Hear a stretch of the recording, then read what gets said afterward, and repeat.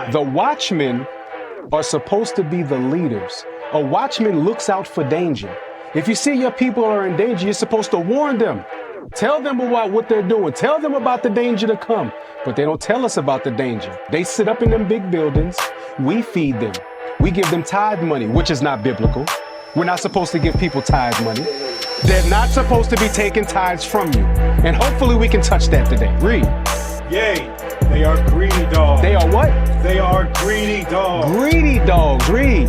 Which can never have enough. That's why you say, well, they're in these big structures. Why they don't help the people? Because they're greedy and they're covetous and they could never have enough.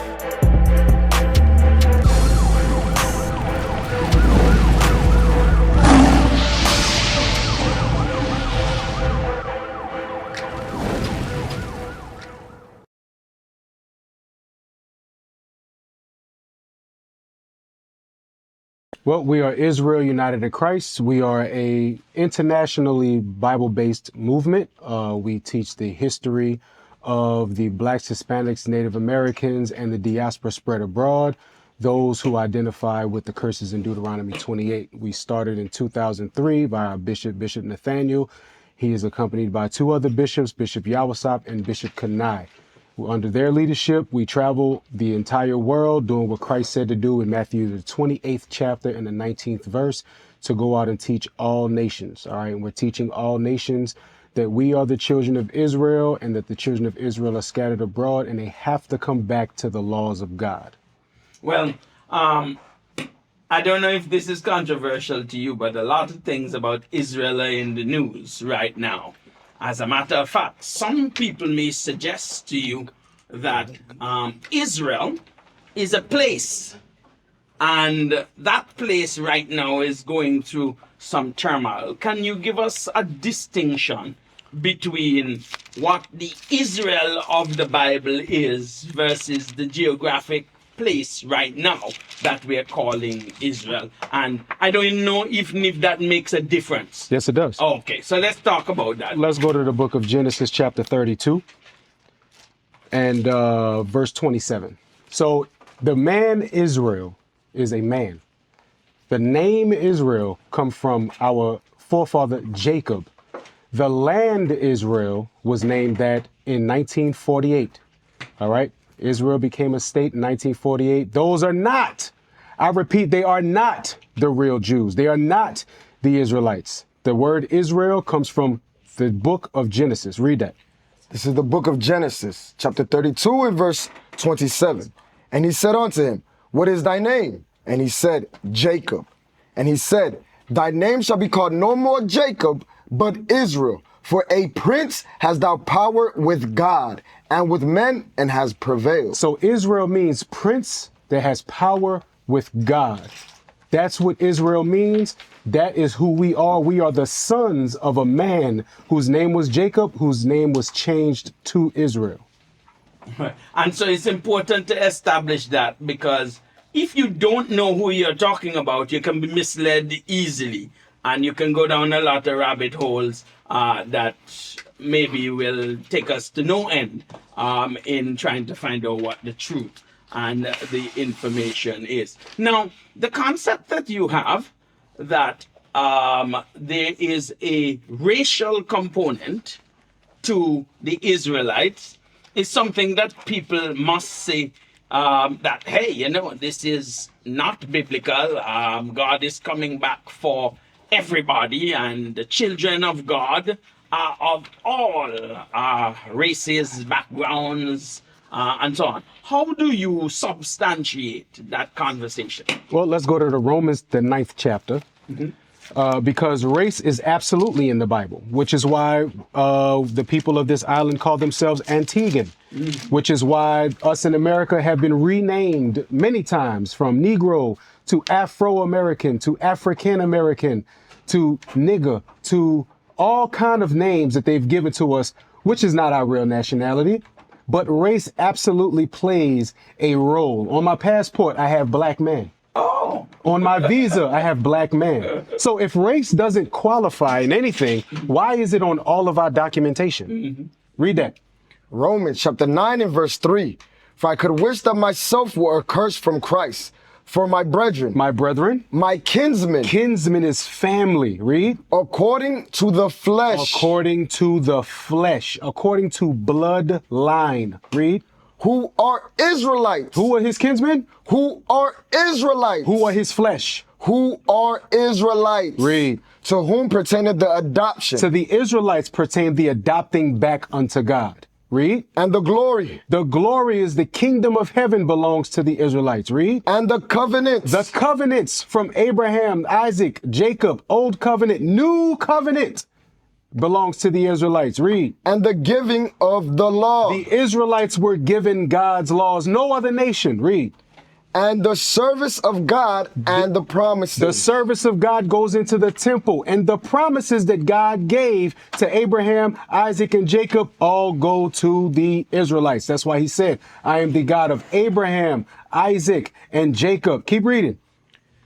whose are the fathers, and of whom concerning the flesh Christ came. Christ came for the Israelites. Read verse 7. Verse 7, neither because they are the seed of Abraham are they all children. So Abraham had many children, but that doesn't mean that they're the children of God because they come from Abraham. Why? Read on. But in Isaac shall thy seed be called. That's why the Bible says he's the God of Abraham, Isaac, and Jacob. Abraham had Ishmael before he had Isaac. He did. But Isaac got the promise. Read. That is, they which are the children of the flesh, With all of the children from Isaac. Those children that are not Isaac, all of the other children from Keturah that he had, the children that he had from Hagar, they are not the children of God. So our conversation started out on a basis of who the organization is, why they believe what they believe. And it came to a point where we were talking about genealogy, we were talking about family. And in Antigua and Barbuda today, we are faced with a crisis in youth. A lot of delinquent behaviors that are in our society. And I wanted to ask if there was a biblical reference as to why that is, and if there are any solutions that this Bible could point to address those problems, if not solve them. Absolutely, absolutely. We actually just came from a youth detention center where we taught to the youth for over an hour. We did a tour of the facility, very, very good facility. Hopefully some of those young men are Dennis Bowers Correctional Facility. So we went there and we taught the young men there. Hopefully they take some heed. You know, it's obvious that they're troubled, but the word of the Lord can get to anybody. Okay. But give me 1 Corinthians 15:33. The reason why a lot of them, and I'm talking about the youth, a lot of them are in the mental space that they're in is because the media makes evil look good. Mm-hmm. Evil looks good to them, so they want to copy it. We were standing outside before we came up here, and they're listening to drill music from the United States. Mm-hmm. Those artists are not here. They don't live that type of life here, but they're infatuated with what they see from America. And what they see in America is not good. Read that. 1 Corinthians chapter 15 and verse 33. Be not deceived. Evil communications corrupt good manners. Good manners are, you have a child, you teach that child right from wrong. You teach that child to respect his elders or her elders. You teach that child, hey, this is how you live a good life. This is what you want to stay away from. But when they leave your house and they go to school or they go out with their friends or they have too much liberty, they start to get involved in much evil, much wickedness. Go to Colossians chapter 3, verse 18.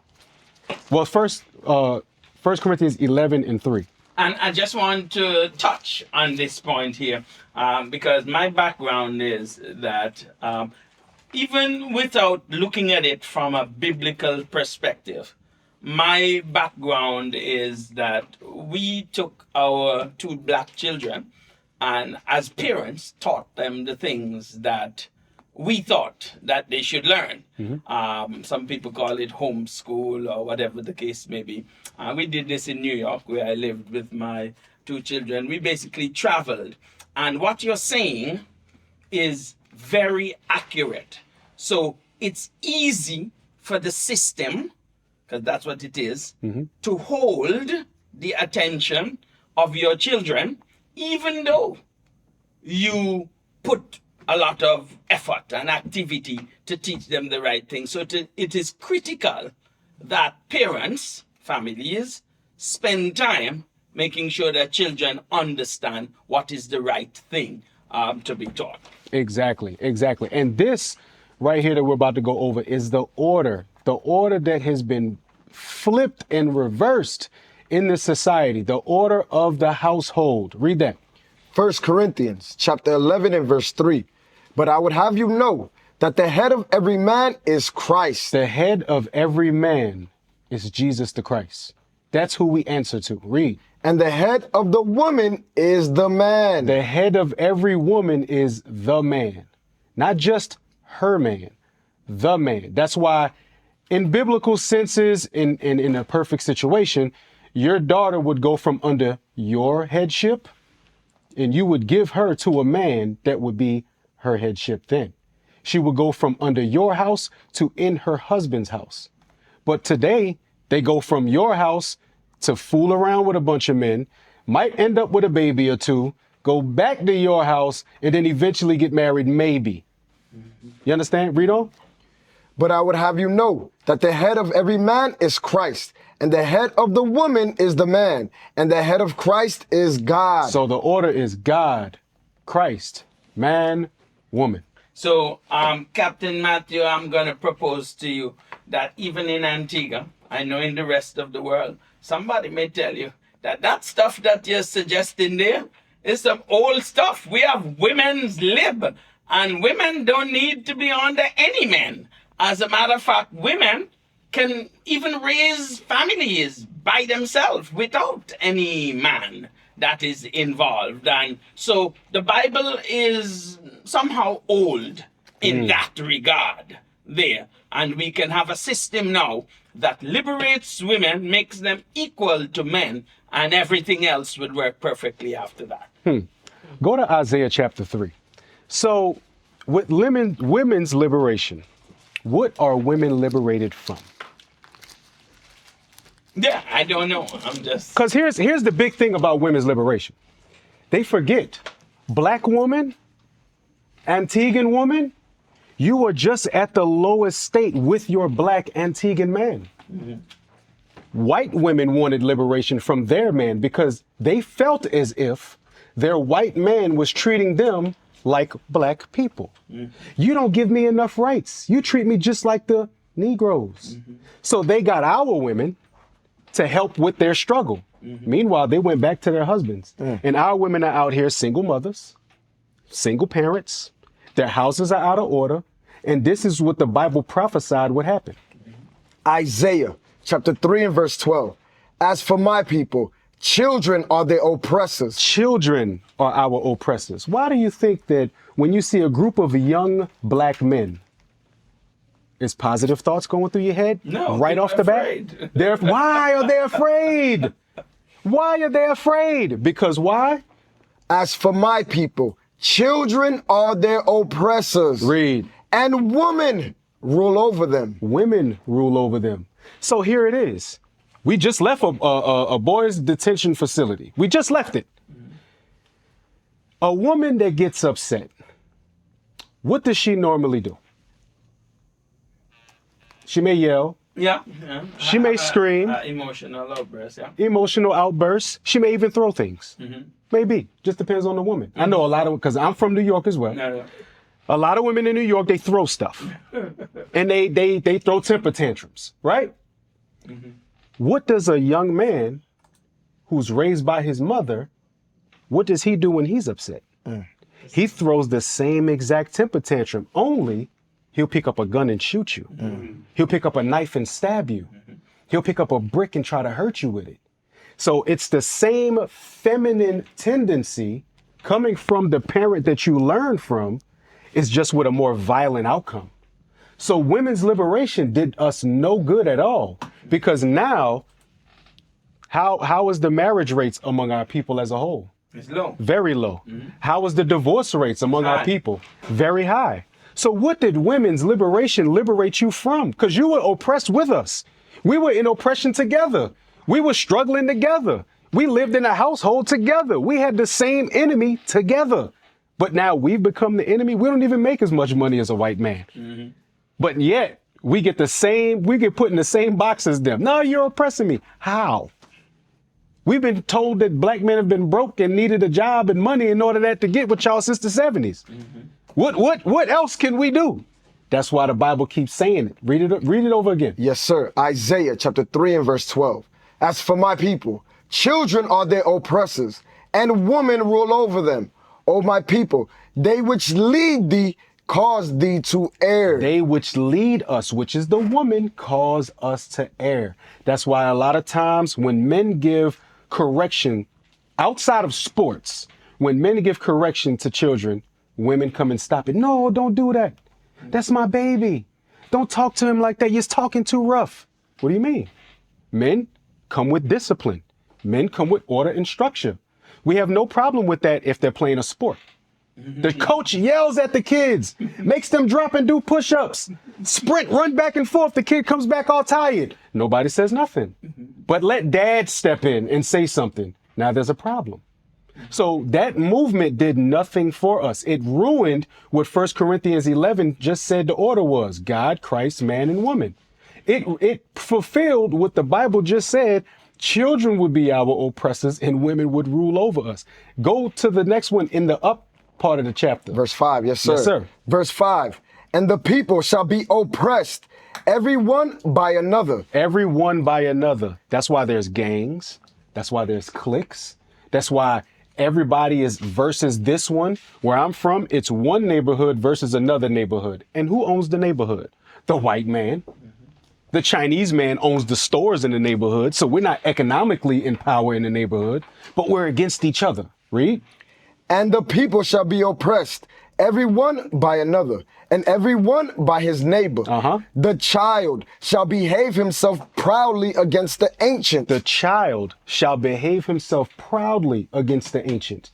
There used to be a time, I know when I was growing up, you respected your elders. If an elder that was in your neighborhood told you something, hey, pick that up, stop doing that, what did you do? Do it. You stopped and you did it. You want to know why? Because that elder may not be your parent, but they know your parent, and they will tell your parent, and then now you got to go home and face the music. Read on. The child shall behave himself proudly against the ancient, and the base against the honorable. The base against the honorable, meaning the low. Why are there proud poor people? You have nothing. You depend on someone else. But yet, the people that actually have education, the people that have the know-how to teach you, you say, I don't want to do all of that. I'm too good to do all of that. Work at this job for what? No, it's not how it's supposed to be. We help one another. We grow together, and we've run far from that. We're going to take a break for the top of the hour. Then we're going to come back and move the conversation a little further along. Let's break.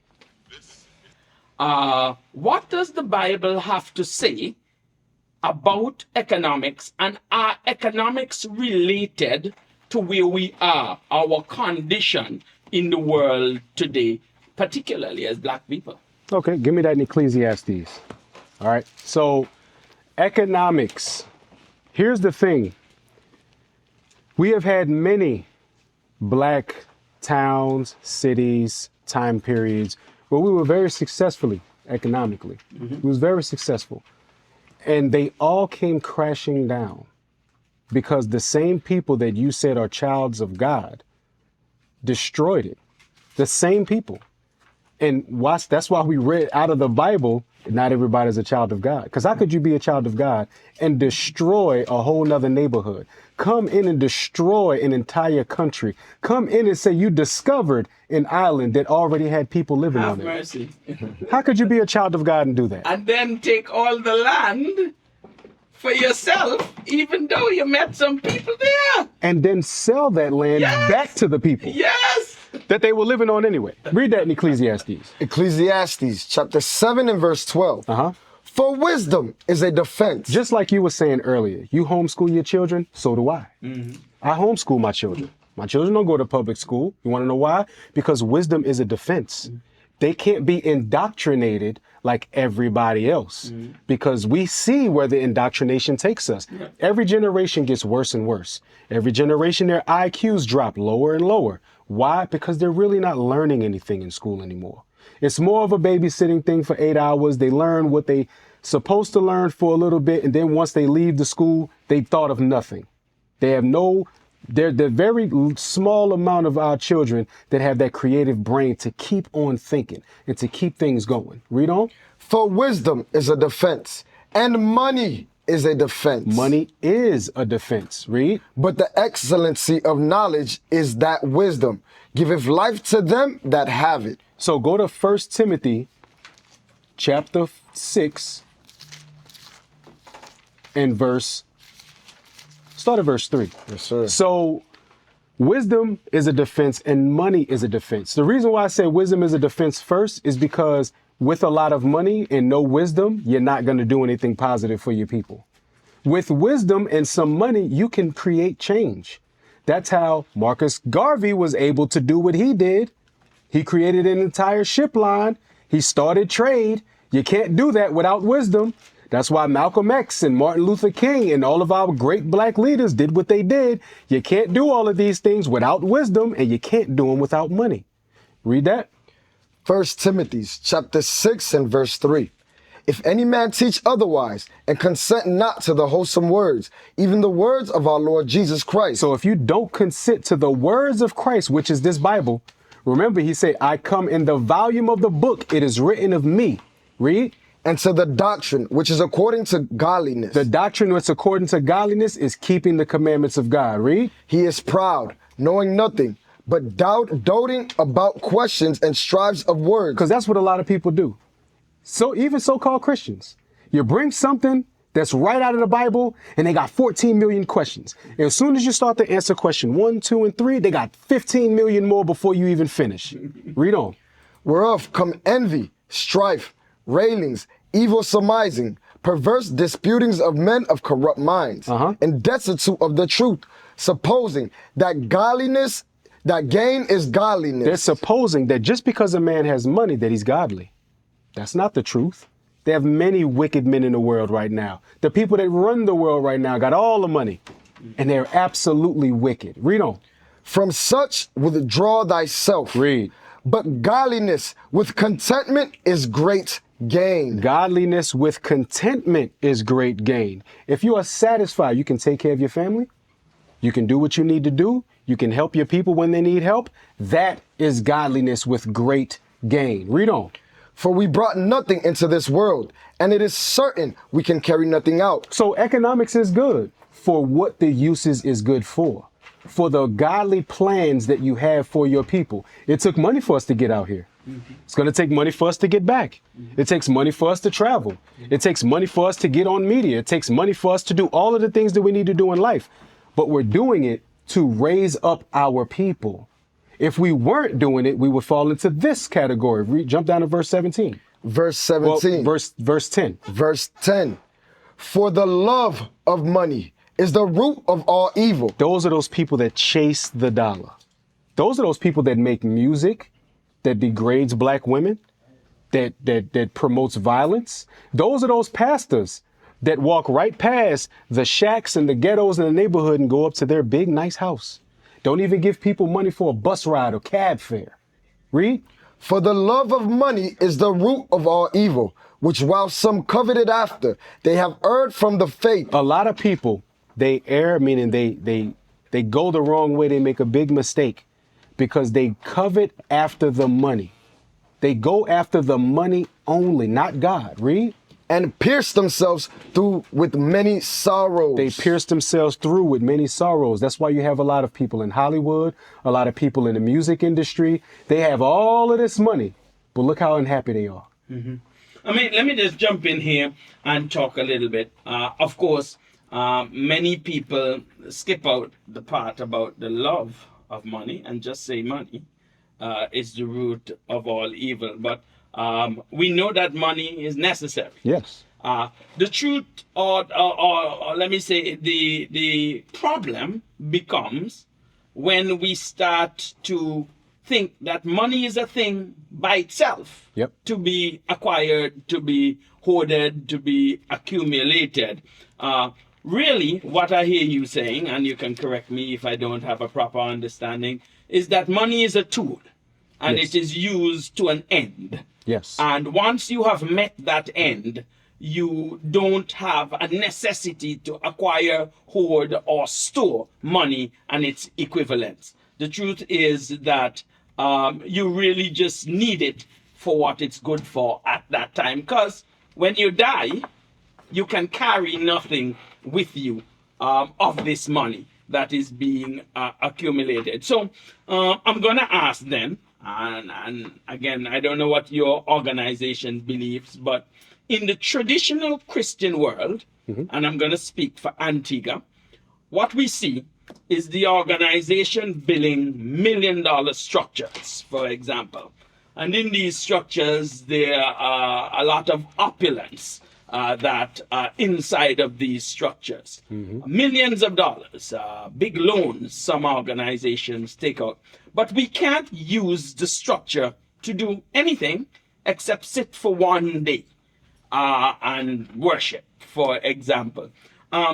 Isn't it a better use of money? I believe you quoted this as you were establishing the organization, to take this money, the resources, let me use resources, to take these resources and go and witness to people about becoming better men, women, families in the society, as opposed to building great monuments around in a community that really have no use, particularly as we go towards an end time. Shouldn't we then have a better understanding of the use of money because we are affiliated with the book that tells us what the use of money and the ills relating to money are?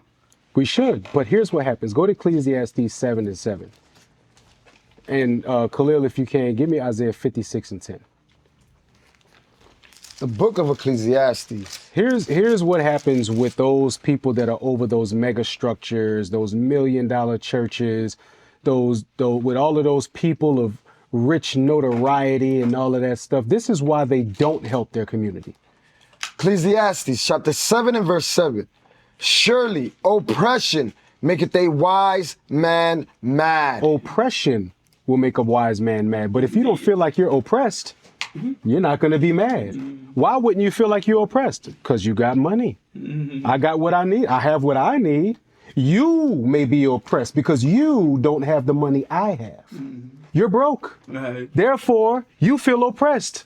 I'm rich. I have no oppression. Everyone is good. I love everybody. Want to know why I love everybody? Because I can go to the ball whenever I want to. When Carnival comes around, I can bid on the high floats. I can ride all of the high floats, wave my hand, and everyone waves back. I'm popular. Read. Surely oppression maketh a wise man mad, but a gift destroyeth the heart. That gift, a lot of the times with our people especially, it destroys their heart. That's that money that they get that destroys their heart. And it turns them into this, Isaiah 56:10. This is the book of Isaiah, chapter 56 and verse 10. His watchmen are blind. The watchmen are supposed to be the leaders. A watchman looks out for danger. If you see your people are in danger, you're supposed to warn them. Tell them about what they're doing. Tell them about the danger to come. But they don't tell us about the danger. Why? Read. They are all ignorant. They are dumb dogs. The Bible calls them ignorant and dumb dogs. Why? Read. They cannot bark. They cannot bark. When you have a dog at your house, you have a dog at your house and you're sleeping. The dog starts barking. The first thought is, who is around my house? Right. But they don't bark. Oh my goodness. Because when the danger comes, they don't warn the people. Read on. Sleeping, lying down, loving to slumber. That's why some of us that do have dogs, you might have that one moment where you look at your dog and you say, look at this guy. He has the easiest life in the world. He just lays up in the house, in the air conditioning, on the pillow. I feed him. I give him his food. That's what they do. They sit up in them big buildings. We feed them. We give them tithe money, which is not biblical. We're not supposed to give people tithe money. They're not supposed to be taking tithes from you. And hopefully we can touch that today. Read. Yea, they are greedy dogs. They are what? They are greedy dogs. Greedy dogs. Read. Which can never have enough. That's why you said, well, they're in these big structures. Why they don't help the people? Because they're greedy and they're covetous and they could never have enough. Read. And they are shepherds that cannot understand. They look down upon their own way. Everyone for his every gain from his quarter. Everybody wants their own gain. They all look down at what they're doing. They're not looking up at the danger. They're not looking up to warn the people. They're not looking up to help the people. Because if I help you, you might just get on my level, and that means less money for me. So if I keep you down by just telling you God love you, God love everybody. No. Look, just if you want money, just give me $10. Mm-hmm. And in the hereafter, the Lord will give you 100-fold. In the hereafter, your blessing will come later. Meanwhile, the pastor blessing is obvious. He looks very rich. Right now, today. Right now, today. And I'm still at home, barely could afford food. I go to the pastor and say, Pastor, please help me. He said, did you give tithes? Let's go check the record books. That's right. That's the model. I have a couple of questions I'm going to jump to, but I just want to touch one more thing before I jump to this. And we pivot our discussion. And I'm a believer that, well, let me not say I'm a believer. In Revelation, it says that there is a time that the world is going to come to an end. Mm-hmm.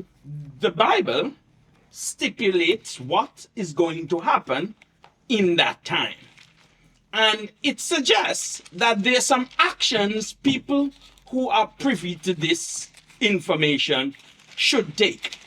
What I don't see much of, for example, and I'm just using one situation, I don't see, for example, people who believe in the Bible going out and learning to plant food, going out and becoming familiar with survival in the hills and the mountains and learning to be able to function in an end time situation where there is going to be wars and rumors of wars. Why is it, if we know on a timeline, as spoken about in Daniel and in Revelation, that an end is going to come, and there is a plan as to what you should do, why is it that we are not preparing ourselves for this end time if we believe in the book? I like that question. For one, we do prepare our people. We know that famine is coming. We know that disaster is coming.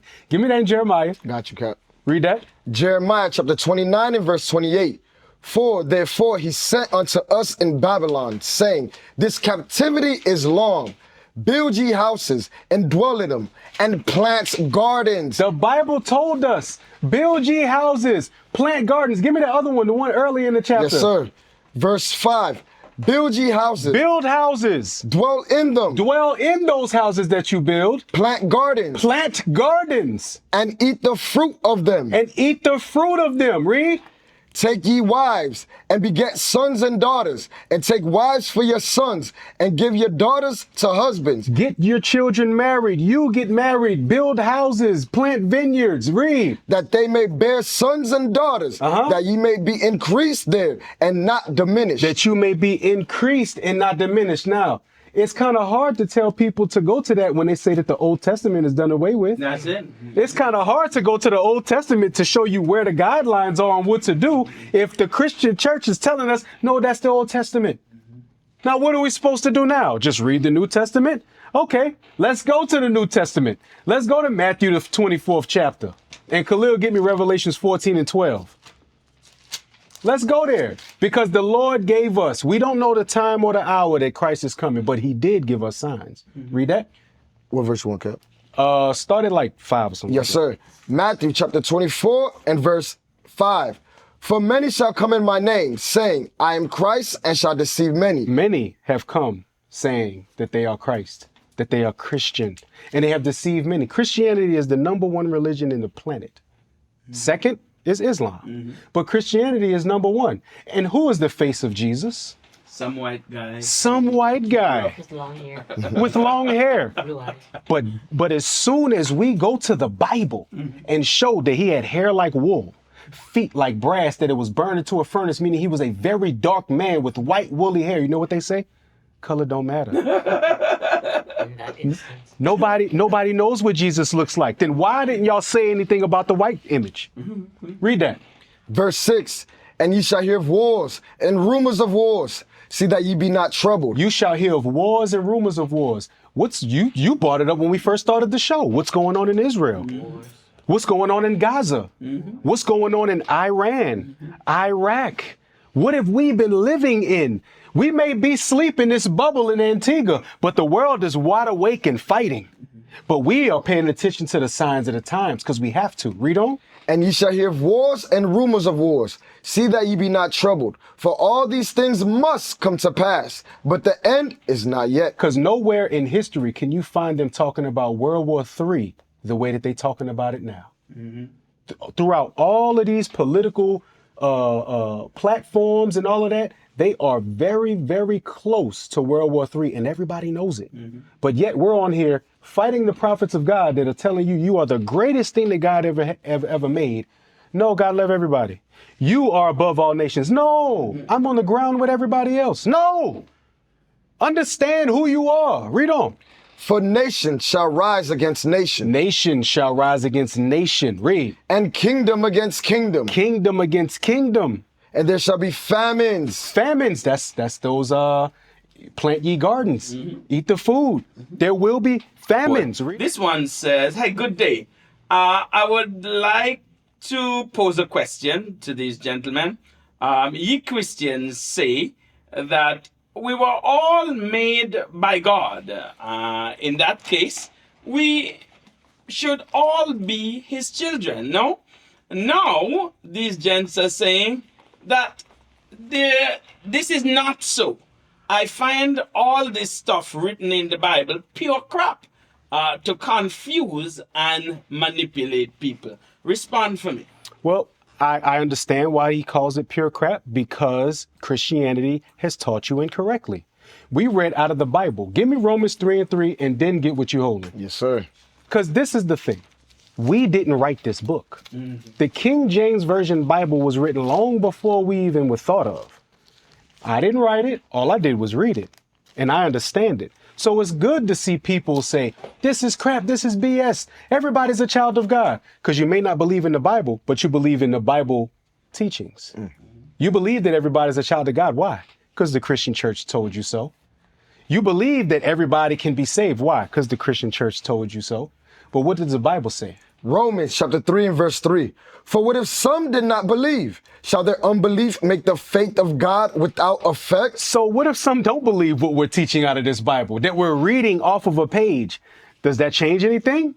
God forbid. Read. Yea, let God be true, Let God be true. but every man a liar. When I'm not talking this Bible, I'm a liar. You're a liar. He's a liar. Everybody's a liar unless they're using the word of God. Read. As it is written, that thou mightest be justified in thy sayings and mightest overcome when thou art judged. Now let's justify ourselves in our sayings by what the Bible actually says he loves and who he doesn't. Read that. 2nd Ezra chapter 6 and verse 54. And after these, Adam also, whom thou madest Lord of all thy creatures, of him come we all. We all come from Adam, right? Right? We do. We all according to the Bible. According to the Bible, we all come from Adam. We all come from one man. Read. And the people also, whom thou hast chosen. So also the chosen people come from Adam. Read. All this have I spoken before thee, O Lord, because thou madest the world for our sakes. You made the world for the chosen people's sakes. Read. As for the other people, As for the other people, which also come of Adam, which also come of Adam, thou hast said that they are nothing. no, there's something. Thou hast said that they are nothing. No, they're equal with us. They are nothing. Read. But be like unto spittle, They are the spit that flies out of your mouth when you're talking. Read. and has likened the abundance of them unto a drop that falleth from a vessel. If you have a big cup of water, that cup right there, if you spilled a little bit of it out, you wouldn't be too mad. No. Because you got a whole full cup left. That's how God looks at the other nations. They're just a little drop that falls from a vessel. Isaiah 40:17. In the meantime, I want to put some questions because you're referencing the King James. Some believe that this is an incomplete canon. Do you believe that there are other books outside of the King James that complete the canons? The Orthodox Ethiopians believe in a 73-book canon. The Catholics believe in a 73-book canon. Why is it that those books are not included in the Word of Study? Well, the Ethiopians learned from the fake Jews, and the Catholics are a false religion. That book right there is the 1611 King James Bible. It has the 66 books, which are the Old and New Testament. It also has the 14 books of the Apocrypha that were taken out by the Protestant church in the 1700s. White people took out that part of the Bible because us here in the islands were using it as forms of insurrection against our oppressors. So let me just be clear. You do believe in the 14 Apocryphal books? Yes, there are 80 books in total. 80. 66 plus the 14 is 80. 80 books in total. That is the entire Bible. And for people who have never heard about the Apocryphal books and might suggest that the name Apocryphal may be false in nature and not quote-unquote inspired, why should people believe in the Apocryphal books? Because everybody bases all of their religions off of it.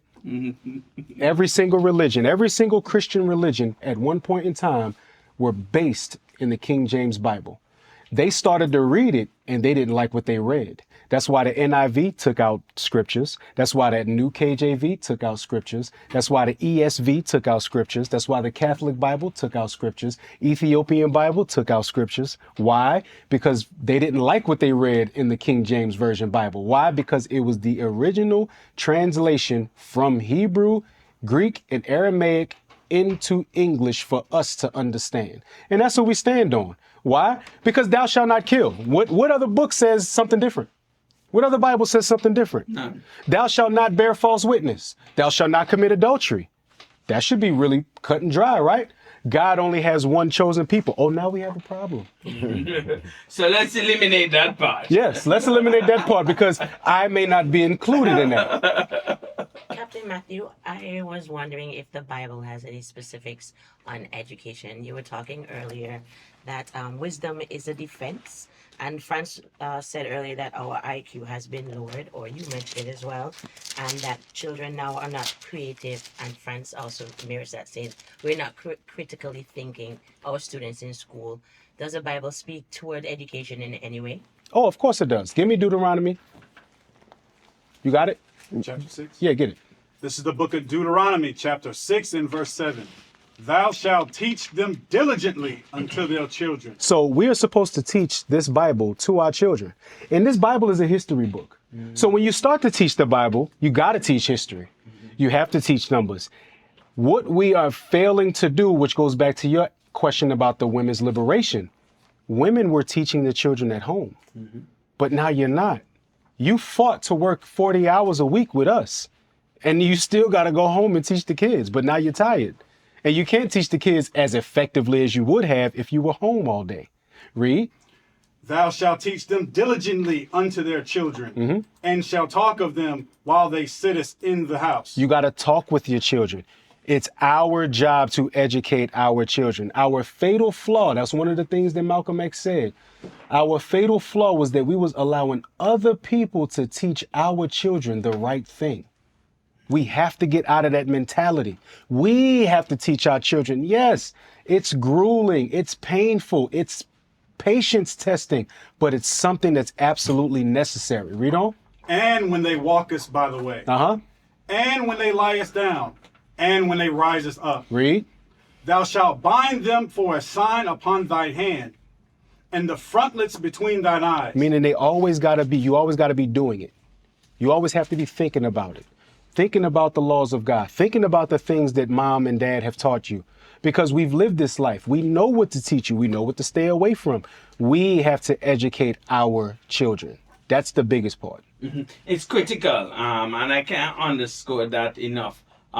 It's like having all the wealth in the world and calling in somebody else to mind it on your behalf. It's really, really an amazing concept. But I'm going to take this one WhatsApp, then we're going to get to the issue of tithing because that's controversial, and I want to put it on the table. Good afternoon, friends. I ask your guests if they believe in resurrection or reincarnation. The Bible does not talk about reincarnation. The Bible talks about regeneration.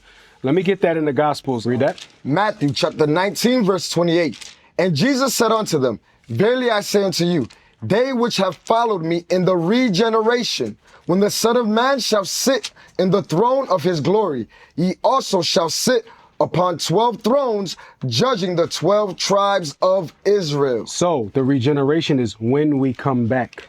Because yes, we do recycle into this earth over and over and over again. And guess what? It's going to happen. The 12 apostles that were walking the earth with Christ, they're going to come back. Read it again. Matthew chapter 19, verse 28. And Jesus said unto them, Verily I say unto you, that ye which have followed me in the regeneration, when the Son of Man shall sit in the throne of his glory, ye also shall sit upon 12 thrones, judging the 12 tribes of Israel. So when Christ comes back, the disciples will be back judging the 12 tribes of Israel. That's called regeneration. Now watch this. Go to Acts chapter 23 and start at verse 7. All right. So they asked about, do we believe in reincarnation? No, reincarnation is a Chinese Buddhist belief that they say you die, you come back as a butterfly, or you live the bad life, you come back as a worm or a slug. You live the good life, you come back as some sort of beautiful animal. That is not what the Bible says. The Bible says regeneration, which means your spirit comes back over and over. We're going to get another one to prove that. Read that. Acts chapter 23, verse 7. And when he had so said, there arose a decision between the Pharisees and the Sadducees, and the multitude was divided. So this is Paul being taken into custody by the scribes, Pharisees, and Sadducees. Read. For the Sadducees say that there is no resurrection, neither angel nor spirit, but the Pharisees confess both. That's why. Because Paul, read verse 6. Verse 6. But when Paul perceived that the one part were Sadducees and the other part Pharisees, he cried out in the council, Men and brethren, I am a Pharisee, the son of a Pharisee, of the hope and resurrection of the dead. I am called in question. So Paul was teaching the resurrection. Yes, Jesus Christ was a black man who was murdered, capital punishment, put to death by the Roman government, and he rose 3 days later. That's what we believe. That's what the Bible says. We believe that. Give me John 9:1. The book of John, chapter 9, verse 1. And as Jesus passed by, he saw a man which was blind from his birth. This man was blind from his birth. He was born without sight. Read. And his disciples asked him, saying, Master, who did sin, this man or his parents, that he was born blind? They asked who sinned, this man or his parents, that he was born blind. How could this man sin and he was born blind? Because there was a previous life. That's why. But that's a little bit too deep for the audience. They can't even handle the fact that black people in Antigua are greater than every other nation on earth. Well, so that answers that question there.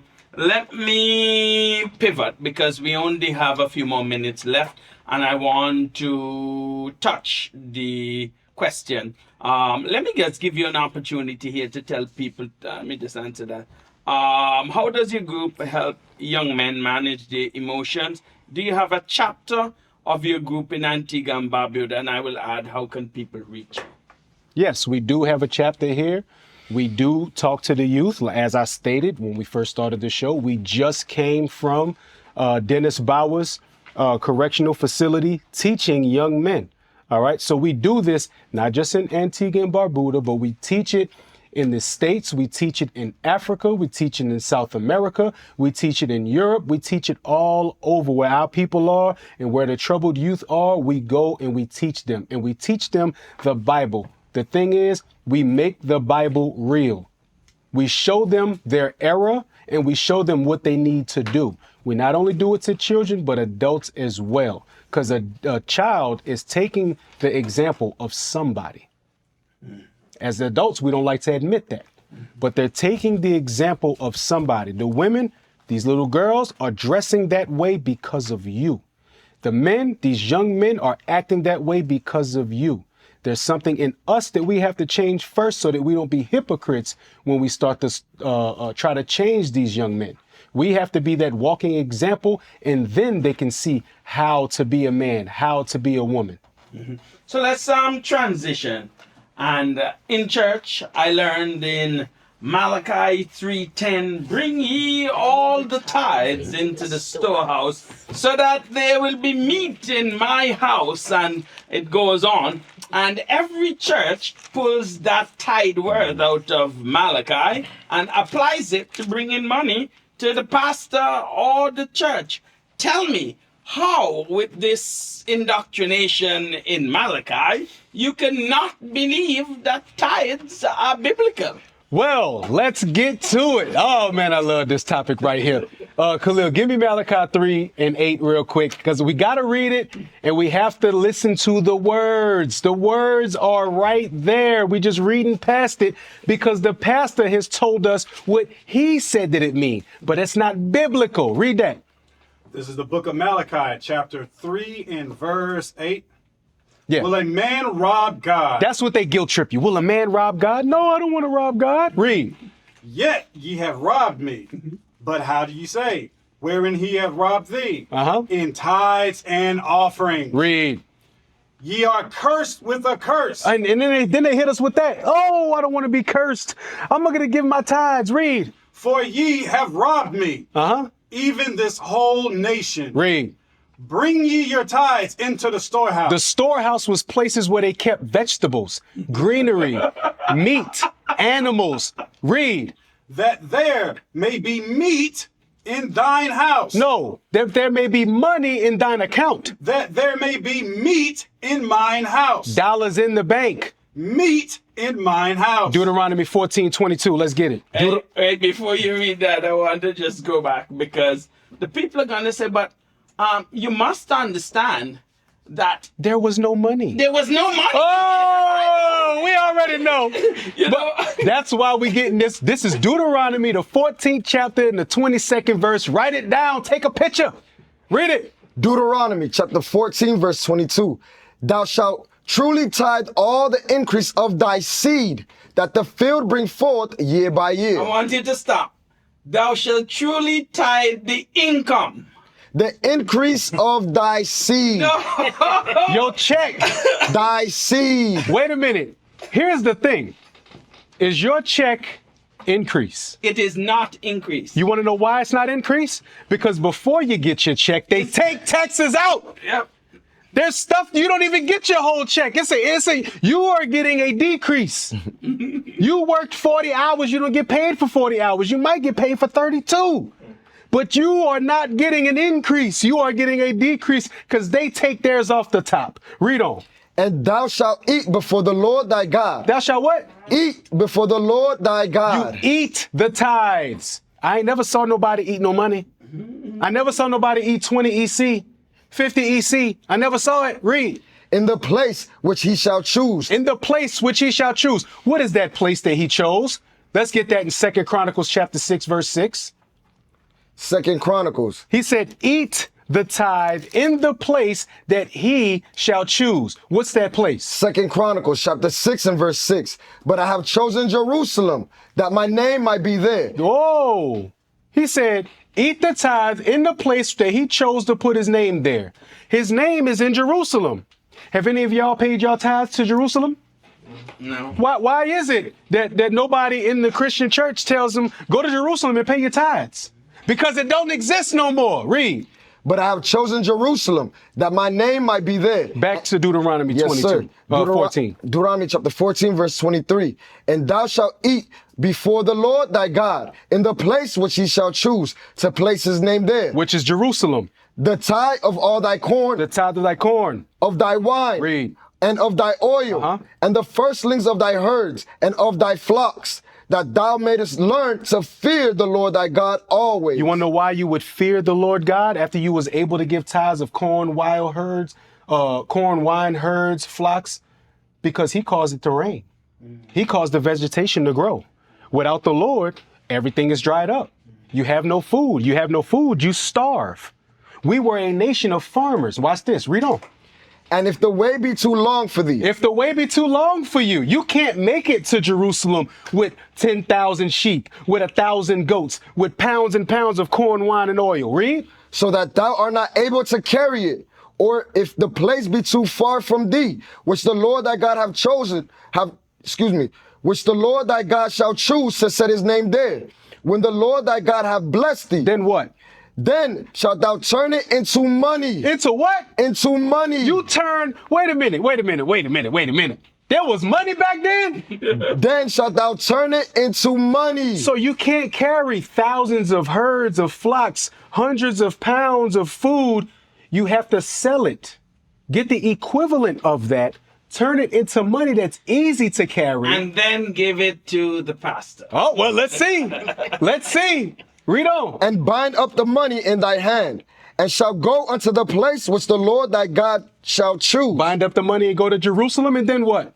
And thou shalt bestow that money for whatsoever thy soul lusteth after, for oxen, or for sheep, or for wine, or for strong drink, or for whatsoever thy soul desireth. And thou shalt eat there before the Lord thy God. No. You take the money and you give it to the pastor.